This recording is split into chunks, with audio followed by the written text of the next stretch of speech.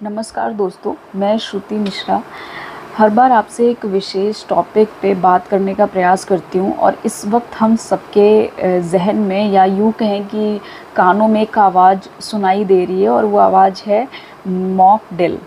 अब mock drill का मतलब क्या होता है और ये होती कैसे है, इस बारे में लोग अलग अलग तथ्य सामने आ रहे हैं। कोई कुछ बोल रहा है, कोई कुछ बोल रहा है, लेकिन जेन्युइन बात जो है वो यही है कि मॉक ड्रिल होनी चाहिए और ये हर कंट्री जानती है। मुझे लगता है स्पेशली इंडियंस भी जानते हैं, लेकिन जो 1917 के लोग होंगे या आपके घर में जो बुज़ुर्ग लोग होंगे वो आपको बता देंगे कि ये कैसे होती है और इसका होना कितना आवश्यक है देश को आगे बढ़ाने के लिए और दुश्मनों को ये बताने के लिए कि वी आर रेडी, कि अब तुम देखो क्या होने वाला है। वो चीज़ है ना, जैसे मैंने एक वीडियो बनाई थी कि trust and watch to Indian army.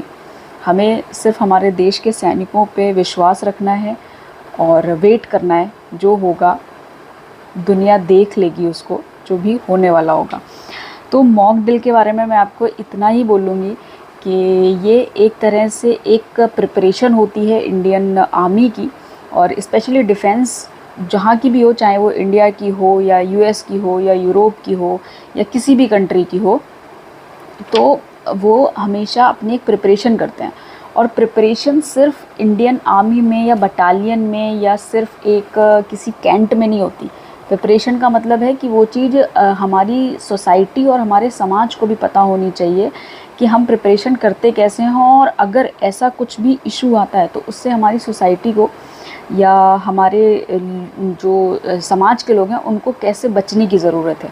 तो मॉक ड्रिल हर टाइप की होती है। जैसे हम एक कॉर्पोरेट सेक्टर में अगर मान लीजिए काम करते हैं और हमारी बिल्डिंग का नंबर 25, 23 या उससे भी ज़्यादा है, तो हमें वहाँ पे भी ड्रिल कराई जाती है। साइरेंस बजा करके हमें लाइक रेडी किया जाता है कि इन केस कभी फायर हो जाए या कभी कोई आग या कभी कोई ऐसा सिचुएशन आ जाए तो हम उस चीज़ से बचेंगे कैसे, हम खुद को कैसे सेफ़ रखेंगे। तो वो जो प्रिपरेशन है, वो जो हमें सिखाया जाता है ऑन द ऑफिस टाइम या आपके घरों में भी ऐसा होता है, तो वही है same cheese, as it is वही है।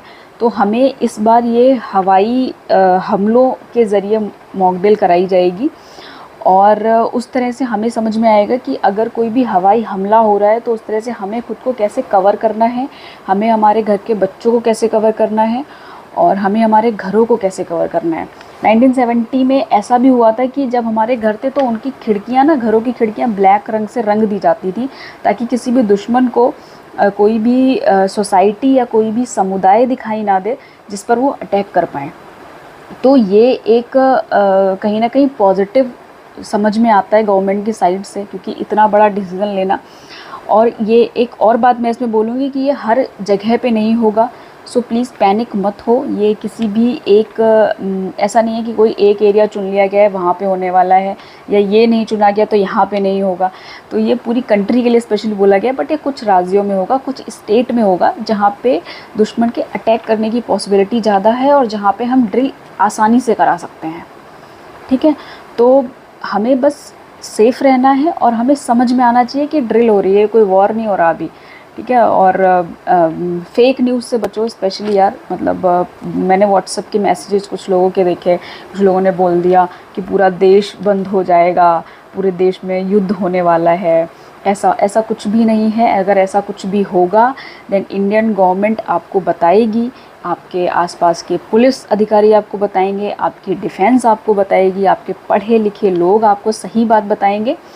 तो प्लीज़ फेक न्यूज़ को फॉलो मत करो, उनको मत सुनो। जो जेन्युइन बात है वो आपकी गवर्नमेंट आपको बता देती है, पॉइंट टू पॉइंट आपको बताया जा रहा है।